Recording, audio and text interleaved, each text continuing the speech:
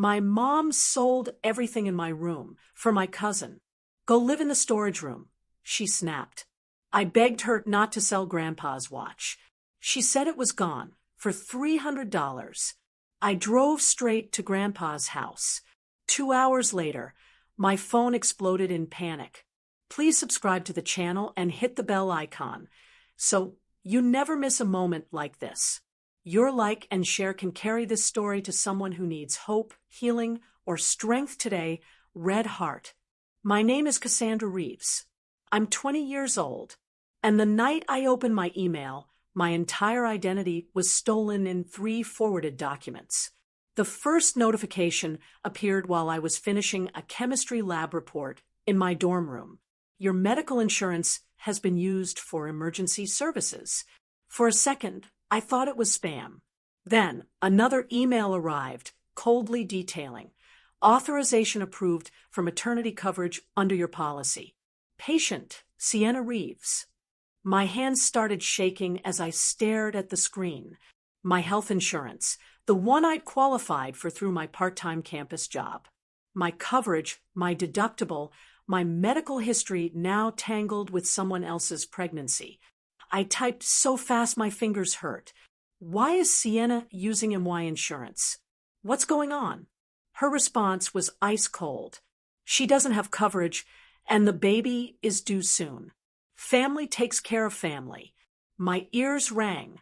I swallowed hard and typed one last message. At least tell me you didn't touch the investment account Grandpa set up for me. I stared at the typing bubbles, praying that money went toward her deposit and first month's rent. She replied, $4,200. She needed it more than you needed it, sitting there. No apology, no hesitation. Something inside me snapped.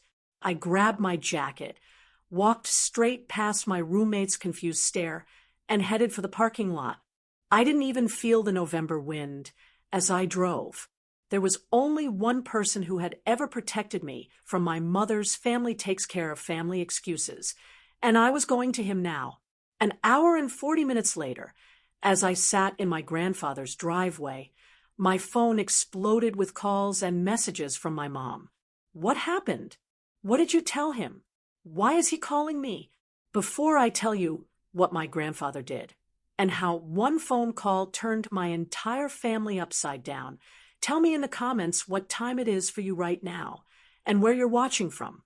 I really want to see how far this story about family, betrayal, and karma can travel. By the time I killed the engine in front of my grandfather's house, my jaw ached from clenching it so hard during the drive. The porch light was on, casting a warm glow across the front walkway, the only place that had ever felt truly safe. I sat there for a few seconds, gripping the steering wheel, replaying those emails in my head like a nightmare I couldn't wake up from. Your medical insurance has been used. Authorization approved for maternity coverage. That money went toward her deposit. 3 notifications that told me exactly how much my mother thought my future was worth compared to my cousin's present. I forced myself to move. I climbed the steps and knocked twice. The door opened almost immediately, as if he'd been expecting trouble. Cass, he said, using the nickname only he used. Deep concern crossed his face when he saw my expression. What's wrong? That one question shattered whatever composure I had left. I pushed past him into the hallway, words tumbling out of me before he even had time to close the door. She used my insurance, my health insurance, for Sienna's pregnancy, and the investment account you set up, the one for my future, she emptied it. All of it. For $1,000 just gone. He didn't interrupt. He just guided me into the living room, sat me on the couch, and let me pour it all out. I told him about the emails, about the way my mother always said family takes care of family, when she meant sacrifice yourself for your cousin again, about the years of being the backup daughter, the responsible one, the one who could be used just this once, over and over again. As I spoke, my mind kept branching out into flickering, vicious little daydreams. In one, I pictured myself filing an insurance fraud report, watching investigators show up at my mother's door with official paperwork. In another, I imagined posting everything online, screenshots and receipts, with the caption, "My mom stole my medical identity from my cousin. Ask me how." A third version was quieter but darker, changing my address, my phone number, my emergency contacts, vanishing from their lives, and letting them discover what it felt like to lose someone without warning. It was like a twisted decision tree in my head. Arrows pointing to legal action, public exposure, complete disappearance, but I didn't know which branch to follow. She said Sienna needed it more than I did. I finished, my voice cracking, like my medical coverage, and my savings are just community property she can redistribute whenever someone cries hard enough. My grandfather's eyes hardened in a way I'd rarely seen. "She used your insurance," he repeated slowly. "Your medical insurance?" I nodded, a fresh wave of shame washing over me as if I'd failed him by not protecting what he'd helped me build. I thought at least my health coverage was untouchable. That's federal stuff. Identity stuff. He leaned back in his chair, jaw clenched. "I set up that investment account specifically for your education," he said quietly, more to himself than to me, "with both our names on the paperwork, so she couldn't touch it without authorization. She had no legal right." A heavy silence settled between us. Then he asked a question that sliced through my self-pity like a scalpel. "Cass, why do you think she chose your accounts instead of her own?" I stared at him, stunned. "Because she doesn't value what I've built," I answered automatically. He shook his head. "She values it, just not correctly. She chose your resources because you're the one she expects to bounce back. She thinks you're resilient enough to lose everything and rebuild from scratch. So you're always the sacrifice." The word sacrifice felt like a stone dropped into my chest. Sacrificed for her cousin's rent, her cousin's medical bills, her cousin's emergencies that somehow always became my problem. "That's not resilience," I whispered. "That's being disposable." His gaze sharpened. "Exactly. And that's what needs to change." He stood slowly and walked to a small cabinet against the wall, the one with the locked drawer. I'd grown up knowing it held important documents, but I'd never seen inside. He took out a folder thick with papers and set it on the coffee table. "Your mother has been making financial decisions using access I gave her years ago," he said, opening it. I told myself I was helping her stand on her own feet, but she's been using my generosity as a ladder to climb on top of you. He flipped through the pages.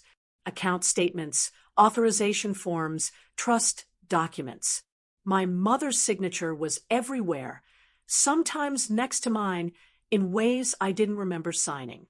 "I didn't want to drag you into this," he continued, "but using your medical insurance crosses a line I can't ignore. That's not just financial abuse. That's identity fraud." My throat went dry. "What are you saying?" He looked me straight in the eyes. "I'm saying you're not the one who should be covering someone else's pregnancy bills. And I'm done letting your mother treat your future like an emergency fund she manages. So we're going to do this differently." He pulled out a second envelope and slid it toward me. Inside were printed emails between him and his attorney dated from this morning and a draft document titled Revocation of Financial Authorization. "Tomorrow morning," he said, "you and I are meeting with my lawyer and a representative from your insurance company. We're going to document everything, file the appropriate reports, and make sure this can't happen again. In the meantime, we'll confront her together. You're not walking into that conversation alone." My heart pounded. She's going to explode. She always says I'm selfish when I bring anything up, that I don't understand what it means to be family. "Then let her explode," he replied calmly. "She's been exploding your boundaries long enough. This time we're going to speak with documentation and witnesses." He paused. "But I need you to decide something tonight. Do you want to try to repair the relationship? Or do you want to protect yourself even if it means permanently changing it? That question hung in the air like a weight. I'd never allowed myself to think it out loud. That protecting myself might mean stepping away from my own mother, maybe forever. Can it be both? I asked quietly. We can try, he said. But from now on, we start with protecting you. Everything else is secondary. As he spoke, my phone buzzed on the table. Another message from my mom. Why aren't you answering? Sienna is stressed about the hospital bills. You're making this harder than it needs to be. I stared at it, then turned the screen face down. For the first time in my life, I didn't feel obligated to respond immediately. If you were in my place, sitting there with proof that your own mother treated your medical identity and savings like a community resource, what would you do first? File official reports, confront her directly, or disappear completely? The next afternoon, we pulled into the driveway of the house I was supposed to call home, though it had started to feel more like a place where my stuff existed until someone needed to liquidate it. My grandfather cut the engine and looked at me. Remember, he said, anger makes noise. Facts make change. Let the documentation do the heavy lifting. My stomach twisted, but I nodded. We walked up to the front door together. This time, I wasn't the kid trailing behind. I was the one with a folder of printed emails and a witness who actually believed me. When the door swung open, my mother was already there, arms crossed, face tight. She must have been watching from the window. So you went running to Daddy? She snapped, barely glancing at my grandfather. Really, Cassandra? Over an insurance misunderstanding. The old me would have flinched at that tone, started apologizing, started explaining. Now, I just stepped aside, so my grandfather could walk in first. Denise, he said, his voice colder than I'd ever heard him use with his own daughter.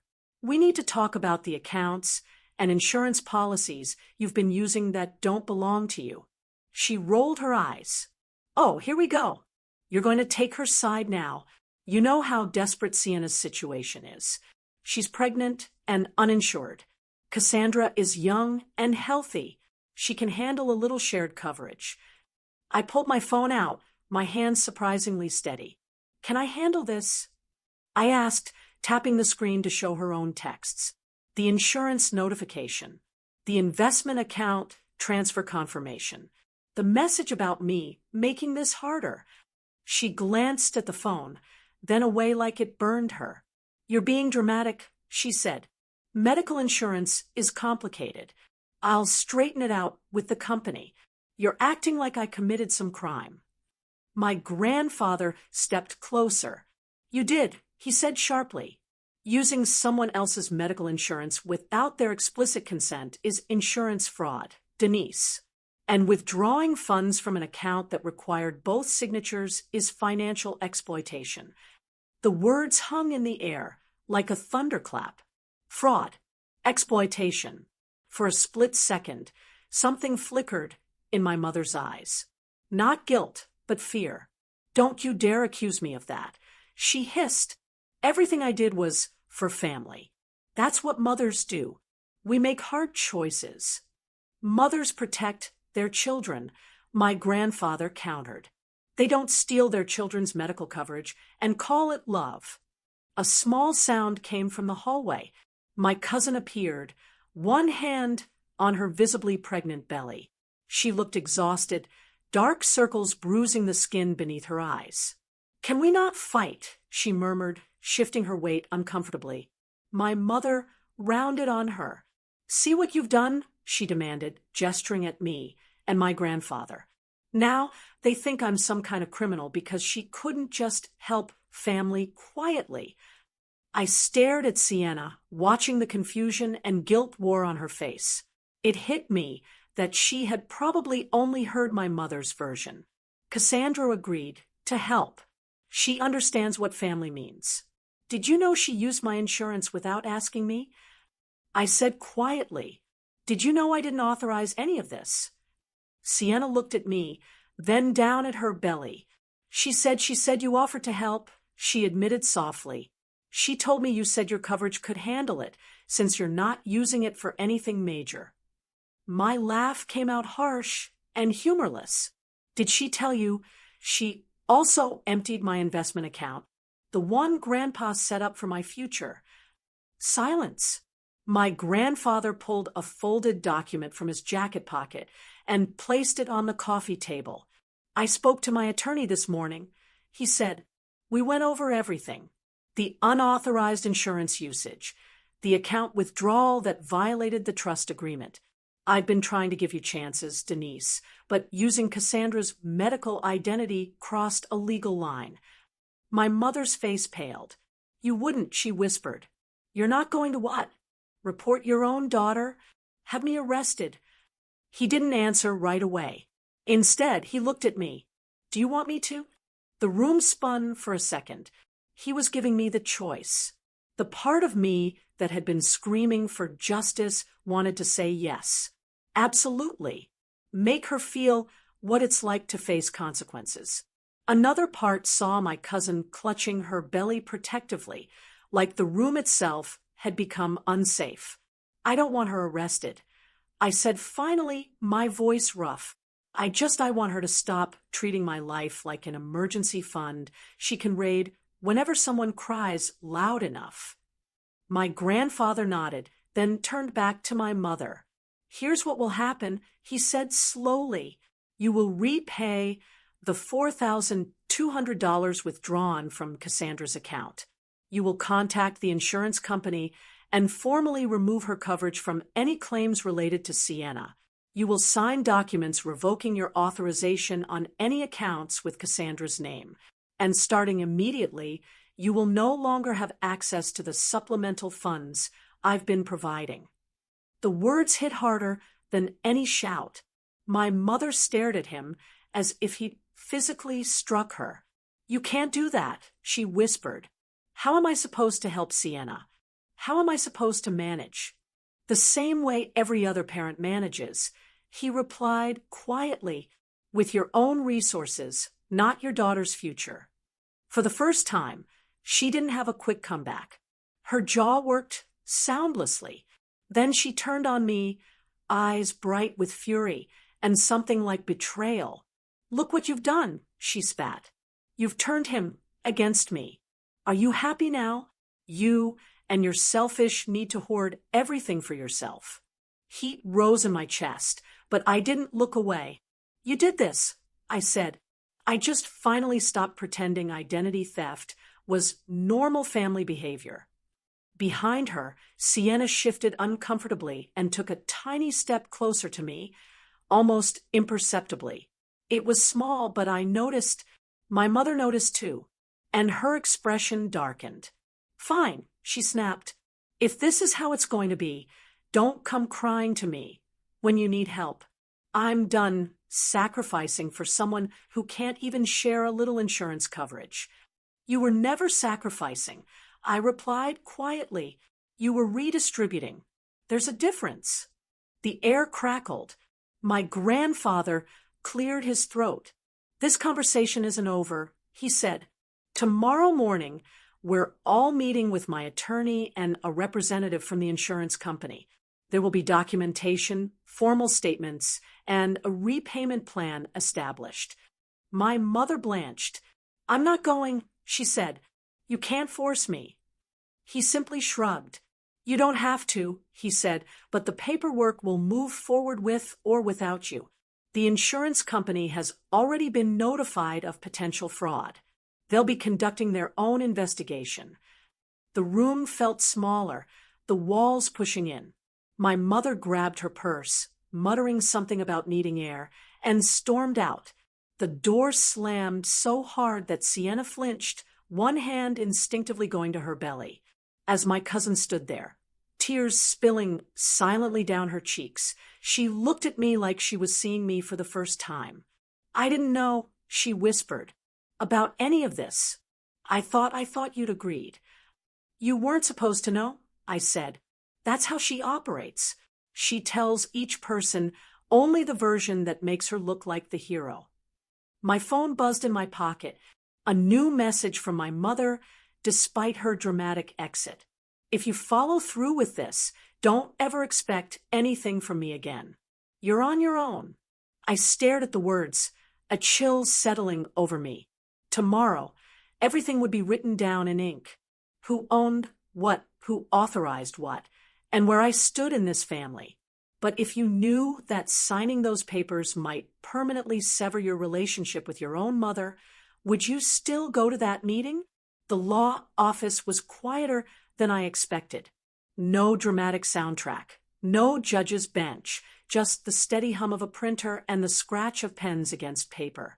Still, my heart pounded like we were walking into a courtroom. My grandfather, his attorney, and I sat at one side of the polished conference table. The empty chair across from us felt like an accusation waiting to be read aloud. She might not show, I whispered. She'll think if she ignores it, it'll just go away. The attorney smiled politely, adjusting her glasses. Mrs. Chun, she said, introducing herself. The documentation doesn't depend on her attendance, but it's better for everyone if she's here to understand the legal implications. 3 minutes before the appointment time, the door opened. My mother walked in, sunglasses on despite being indoors, like she needed a barrier between herself and the consequences. She didn't look at me when she sat down. Let's get this over with, she said. I have things to do. Sienna has a doctor's appointment this afternoon. Mrs. Chun introduced herself formally and began outlining what my grandfather had already explained to me. The documentation of unauthorized account access, the insurance fraud notification that had been filed with the carrier, the repayment agreement, and the revocation of all financial authorizations. This is insane, my mother interrupted, her voice rising. You're treating me like a criminal. I'm her mother. I was trying to help family. You were committing identity fraud, Mrs. Chun said calmly. Using someone's medical insurance without their knowledge or consent is a federal offense. The insurance company is required to investigate. My mother's face went white. Federal offense? Are you threatening me? I'm explaining the reality, Mrs. Chun replied. Your daughter has chosen not to press criminal charges, which is extraordinarily generous given the circumstances. But the insurance company has its own protocols. She slid a document toward my mother. This outlines the repayment plan for the $4,200 withdrawn from the investment account. It also includes reimbursement for any insurance claims filed under Cassandra's policy number that were not for her medical care. My mother picked up the paper, skimmed it, then laughed. A sharp, bitter sound. You want me to pay back thousands of dollars? With what money? Do you think I'm hiding some secret savings account? I think you made choices that benefited one person at the expense of another, my grandfather said quietly.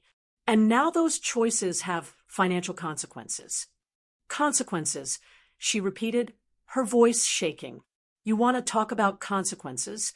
Do you know what happens to Sienna if she can't afford prenatal care? Do you know what happens to that baby? That's not Cassandra's baby, I said, my voice trembling. That's not my responsibility.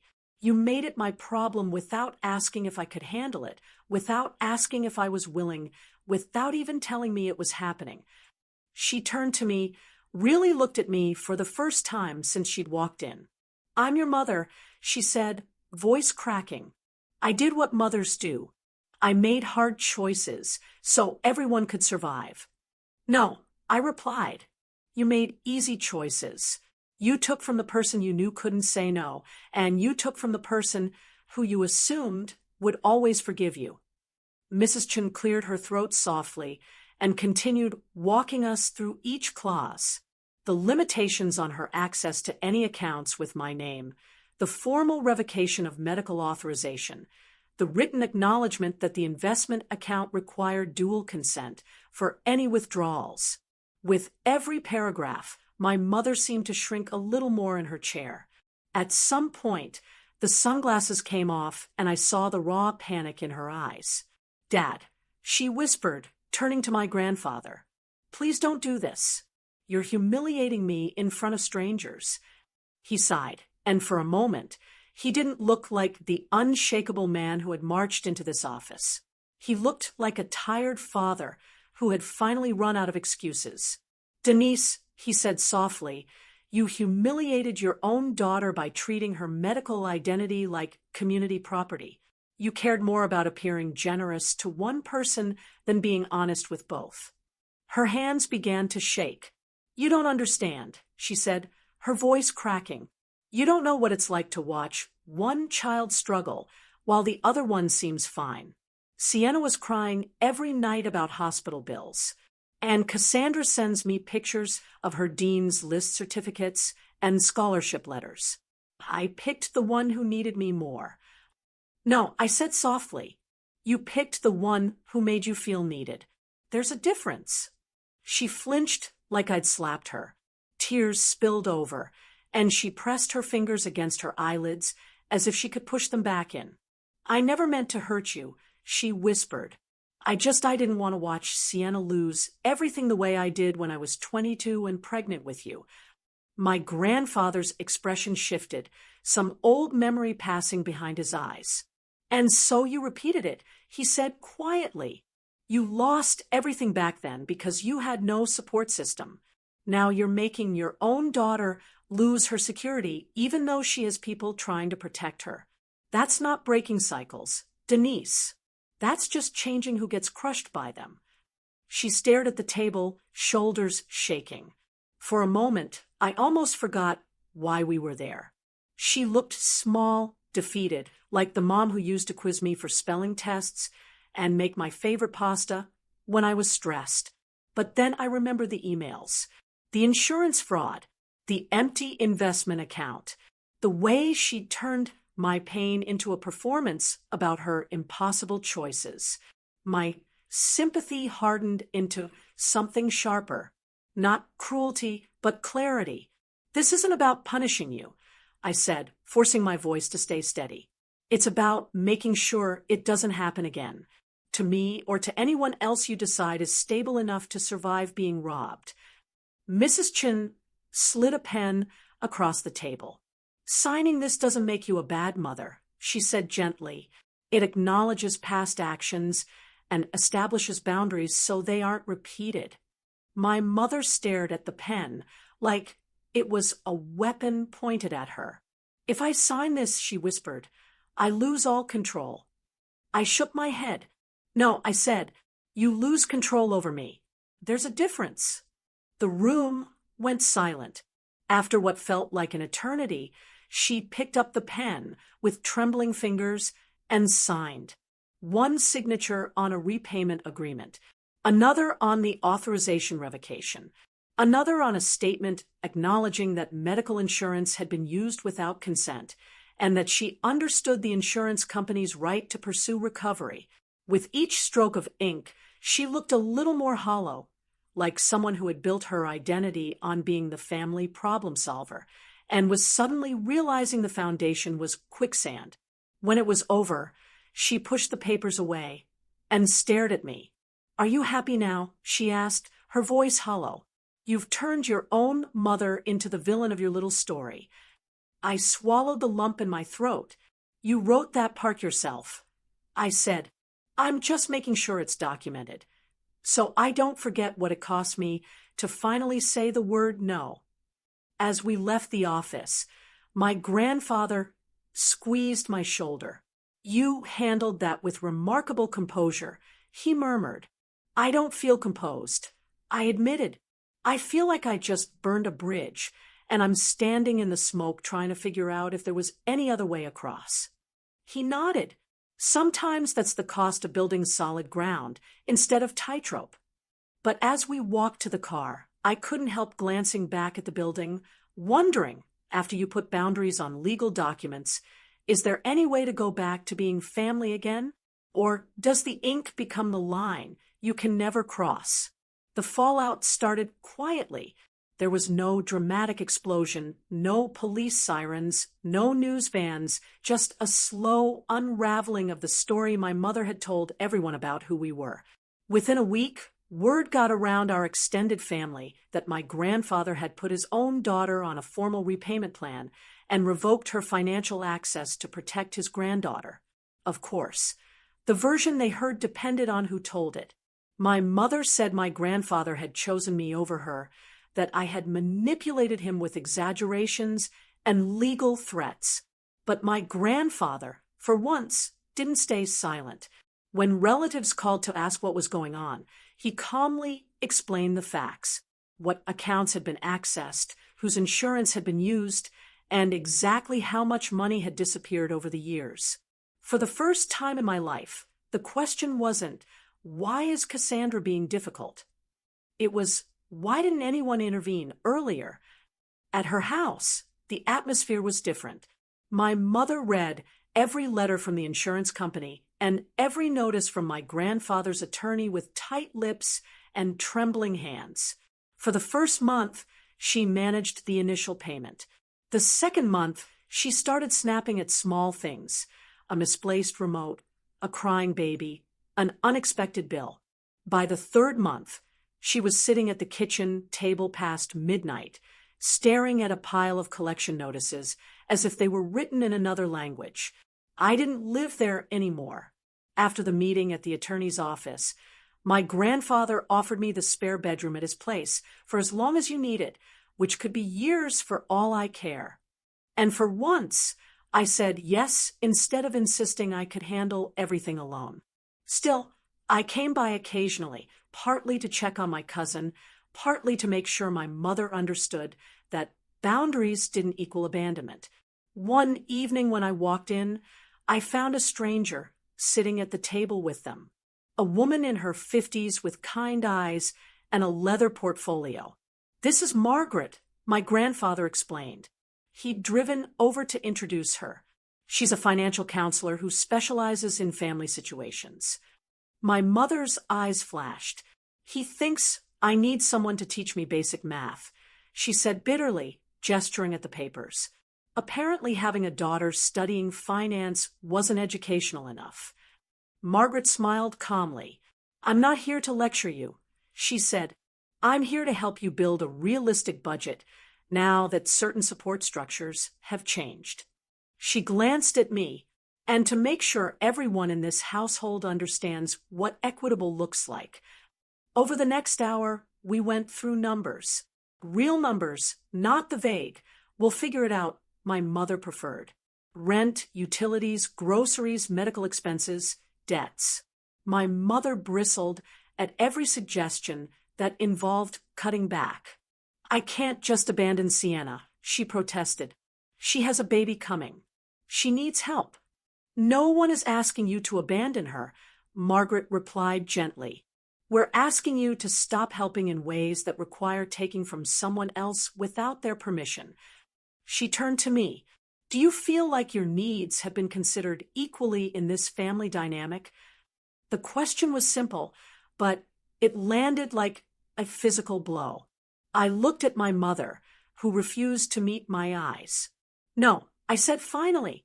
"I feel like my needs were always negotiable, and my cousins were treated as emergencies that justified anything." For a moment, the only sound in the room was Sienna shifting uncomfortably in her chair, one hand on her belly. My mother's face crumpled. "You have no idea how guilty I felt every time I couldn't help her," she whispered. "Watching her struggle reminds me of being 22 and pregnant with you, calling people who never answered." My chest tightened. I'd heard fragments of that story my whole life. The nights she'd skipped meals, the jobs she'd lost, the people who'd turned their backs. But this was the first time she'd connected it directly to what she'd done to me. "So you decided to become the person who always answered," I said quietly. "You just forgot that sometimes the call came at my expense." Margaret nodded slowly. "That's a common pattern," she said. "We overcompensate for the pain we experienced and end up creating it in a different form." She turned to my mother. "But there's another way to show up for your children, one that doesn't require sacrificing one for the other." We spent the rest of the session building a practical plan. dividing expenses realistically, setting clear limits, creating a budget that didn't assume my grandfather's money was an infinite safety net. For every line we adjusted, my mother argued, then deflated, then scribbled a reluctant initial. It wasn't dramatic, but it was real. Consequences had finally arrived, not as a screaming match, but as line items on a spreadsheet that didn't lie. After Margaret left, my mother sat quietly for a long time. Finally, she spoke without looking at me. "Do you really think I saw you as disposable?" she asked, her voice barely audible. The old me would have rushed to reassure her. "Of course not, Mom. I know you love me." But love without accountability had gotten us exactly here. "I think you saw me as someone who would always forgive you," I said honestly. "Someone who would always understand and never leave, no matter what you took." She swallowed hard. "And now," I said, choosing my words carefully, "I still love you, but I won't let you hurt me for the sake of feeling like a rescuer to someone else." She flinched, but she didn't argue. That night, as I drove back to my grandfather's house, it hit me that revenge, in my case, didn't look like destroying her life. It looked like forcing her to live within the limits she'd ignored for years. Financial limits, emotional limits, ethical limits. It looked like saying no and not backing down when she cried. But I still wondered, can someone who only learned love through sacrifice ever learn to love without creating a victim? Months passed. If you'd walked into my life from the outside, you might have thought everything had stabilized. I lived with my grandfather, commuted to campus, worked part-time at a research lab, and came home to someone who never once asked me to give up my future for anyone else's crisis. But under the surface, the shift was much bigger. With actual stability, a consistent place to sleep, a desk that wouldn't disappear, a laptop I'd saved for with my own paychecks, my brain finally had room for something other than survival mode. In one of my classes, a professor assigned a project about financial exploitation within families. The topic made my stomach twist, but it also ignited something in me. For the first time, I had language for what I'd grown up calling just helping out. I poured my own story into the project, anonymizing the details. A parent who used "family takes care of family" as justification. A grandparent who had silently enabled years of boundary violations. A young adult whose medical identity and savings were treated as communal resources instead of personal property. At the last minute, I recorded a voiceover and uploaded the project as an unlisted video just so my professor could access it easily for grading. Then I forgot about it until one morning a notification appeared on my phone. "Your video has been shared 800 times. Somehow, my private project had leaked. Someone had screen recorded it and posted it on a platform I barely used. By the end of the week, it had hundreds of thousands of views. Comments flooded in. "This is literally my mom with my credit cards. I thought I was crazy for feeling used by my own family. Please make more content about this." Nobody talks about financial abuse from parents. People weren't debating whether I was ungrateful. They were thanking me for naming something they'd been too scared to say out loud. I panicked at first. What if my mother saw it and recognized herself? What if extended family connected the dots? But as I scrolled through the comments, that fear began to transform into something else. A sense of justice that didn't require courtrooms or confrontations. My story wasn't just about me anymore. It had become a mirror for thousands of people. The next time I visited my mother's house, I noticed the change immediately. The expensive organic groceries were gone, replaced by store brands. The subscription meal service she'd insisted was necessary had clearly been canceled. The brand new baby gear in Sienna's room looked suspiciously like second-hand finds. Consequences again, this time not enforced by my grandfather or attorneys, but by mathematics. You look good, she said stiffly when I walked in, taking in my professional clothes and the new messenger bag I budgeted for with my own money. Busy. I am, I replied. School, work, some content creation. She frowned. What kind of content? I hesitated, then decided I was done hiding. I made a video for one of my classes. I said, about financial exploitation in families. It kind of went viral. Her face went still. Is it about me? She asked, voice low. It's about a pattern, I said carefully. About parents who use their children's resources and identities as emergency funds without permission. So yes, she snapped, it's about me. You've told the entire internet I'm a monster. My chest tightened, but I forced myself to stay calm. I never used your name, I said. I changed specific details. But if you recognize yourself in it, maybe that says something you're not ready to admit. She turned away, her shoulders rigid. Do you know what people will think of me if they figure it out? Do you know what the family is already saying? Do you know what people thought of me? I countered. When they saw me working extra shifts while my stay at home, Mom always had cash for my cousin's emergencies, but not for my textbooks. Silence. Finally, she sank into a chair, looking more exhausted than I'd ever seen her. Everyone in the family is talking about that video, she muttered. They don't know it's you yet, but they're starting to ask questions. Suddenly, everyone's asking me if I've been fair to you. I used to be the one who sacrificed everything for family. Now, they're looking at me like I'm the problem. The irony would have been funny if it hadn't hurt so much. For years, she'd crafted a narrative where she was the noble martyr, the one holding everything together. Now, people were asking who had paid the price for that story. I didn't make you the problem, I said quietly. I just stopped hiding the cost. She pressed her hands to her face. You don't understand what reputation means in a family like ours, she whispered. I worked so hard to look like a good mother. Maybe, I said, you should have worked harder on being one. The words hung in the air, like smoke. Harsh but true. For the first time, she didn't argue. She just sat there, breathing slowly, like someone whose reflection had suddenly changed in a mirror she couldn't break. That night, back at my grandfather's house, I showed him the video. He watched it in silence, then turned to me with tears in his eyes. I'm sorry, he said, for not seeing it sooner, for letting her do so much damage before I stepped in. You're the reason I didn't shatter, I replied. You and that investment account, even though she emptied it. You showed me what my future was supposed to look like. He smiled sadly. The money was just numbers on paper, he said. The real inheritance is this. You learned early that your value isn't measured in what people take from you.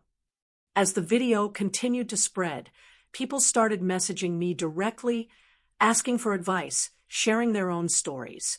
I wasn't a therapist. I wasn't a lawyer.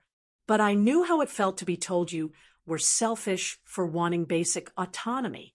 So I started responding one message at a time. Slowly, a community grew around the idea that family doesn't excuse exploitation. It makes it worse. Revenge, I realized, didn't have to be about watching my mother suffer. It could be about making sure what happened to me would be harder for other parents to hide, harder for other families to normalize. But I also knew every view of that video, every comment was another tiny crack in the image my mother had built. And cracks, given enough time, changed the entire structure. A year after the email that started it all, I walked up the same front steps I'd once climbed as a scared 18-year-old, then as a furious 20-year-old, then as a cautious visitor trying to decide whether hope was still an option. This time, there was a moving truck in the driveway, boxes stacked by the door. My mother stood on the porch, arms crossed, watching two men carry out the last pieces of furniture. The house behind her looked strangely empty, like a stage after the final performance. So it's really happening, I said softly. She didn't jump. She must have heard my car. Rent went up again, she said, her voice flat. Your grandfather warned me it would. I thought I could manage it. I couldn't. Sienna finally found a subsidized apartment closer to her new job, so she's moving out too. She let out a bitter little laugh. Guess that storage room comment was prophetic. There was no triumph in me, no satisfaction, just a heavy ache. Where will you go? I asked. A studio apartment across town, she replied. Cheaper. No extra bedroom. No space for family emergencies. She glanced at me. Your grandfather is transferring the house title into a trust with your name on it. You know, fully. I nodded. He told me. You must be thrilled, she said.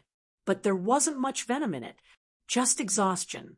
It's not about the house, I said. It's about not watching you burn through everything he gave you and expecting everyone else to breathe the smoke. She shook her head slowly. You talk like you're 40, she muttered. I had to be, I answered. You skipped that part with me. We sat on the steps together, the way we used to when I was a kid, and she was still figuring things out. For a few minutes, we just watched the movers work. Finally, she spoke. I watched more of your videos, she said. My heart lurched. You did. I was furious at first, she admitted. I kept thinking, how could she put our business out there? But then I read the comments. All those people thanking you, saying they finally had words for what happened to them. She swallowed. Do you know how many of them sounded exactly like you? I nodded.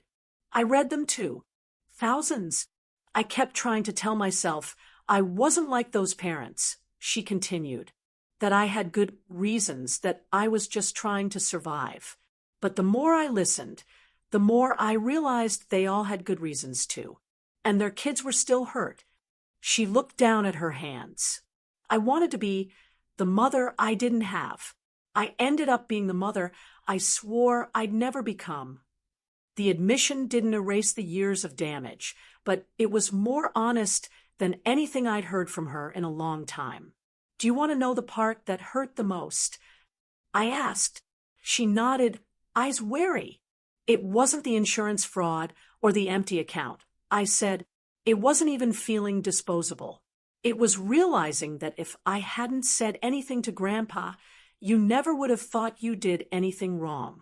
You would have gone on believing you were the hero of the story. She winced, but she didn't look away. You're right, she said quietly. I told myself you were strong, that you'd understand, that you'd forgive me like you always had.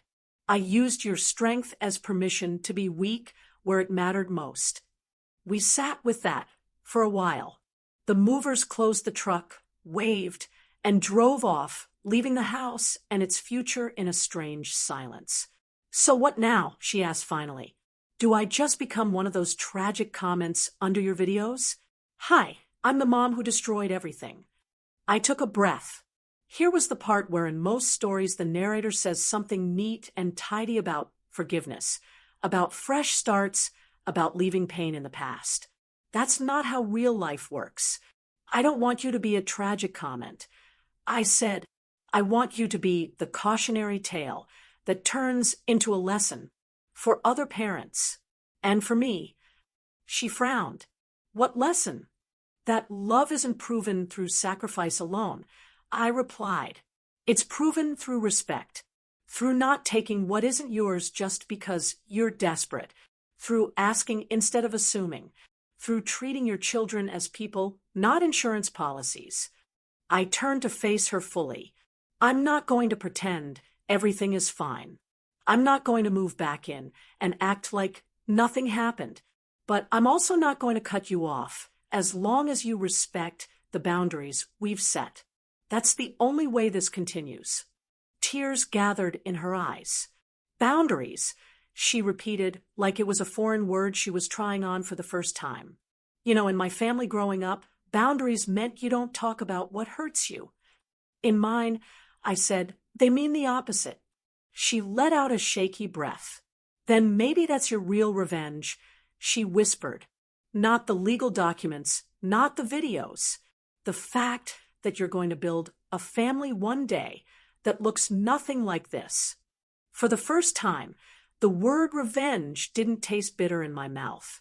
It tasted like possibility, not destroying what hurt me, but refusing to pass it on.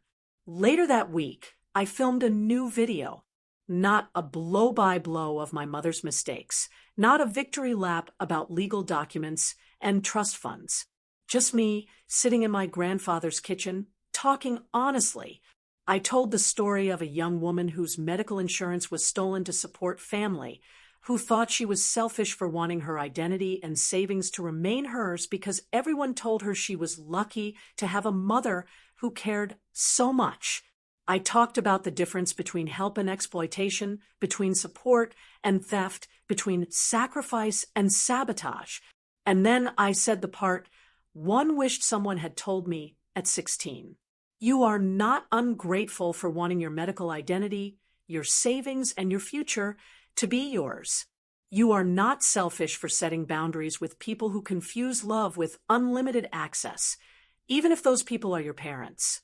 Protecting yourself is not a betrayal of your family. It's a refusal to betray yourself. When I hit post, I didn't check the comments right away. I went outside instead, where my grandfather was tending the small garden he'd kept for years. You're quiet, he observed. You usually process out loud after you film. I smiled. It's weird, I said. For the first time, I don't feel like I'm telling a revenge story. What does it feel like then? He asked. A recovery story, I said. A story where the revenge is just refusing to repeat the cycle. He nodded thoughtfully. That, he said, sounds like the kind of story worth telling. Somewhere across town, my mother was unpacking boxes in a smaller apartment, learning what it meant to live within her actual means without a constant safety net she hadn't earned. My cousin was balancing new motherhood and work in a place she'd signed for in her own name, finally building something that was hers. And I was here, finally living a life that wasn't built on the ruins of my own sacrifices. Did my mother change completely? No. People don't rewrite their entire personality in a year. She still slipped sometimes. Still said things like, after everything I've done for you, or compared my choices to my cousin's struggles. But each time I stopped her. Each time I reminded her, and myself, that love without boundaries isn't love. It's dependency dressed up as devotion. Maybe in the end, that's the real question this story leaves you with. When your family mistakes your patience for permission, your silence for agreement, and your sacrifices for obligations, how long will you let them write your role before you pick up the pen and start editing the script yourself?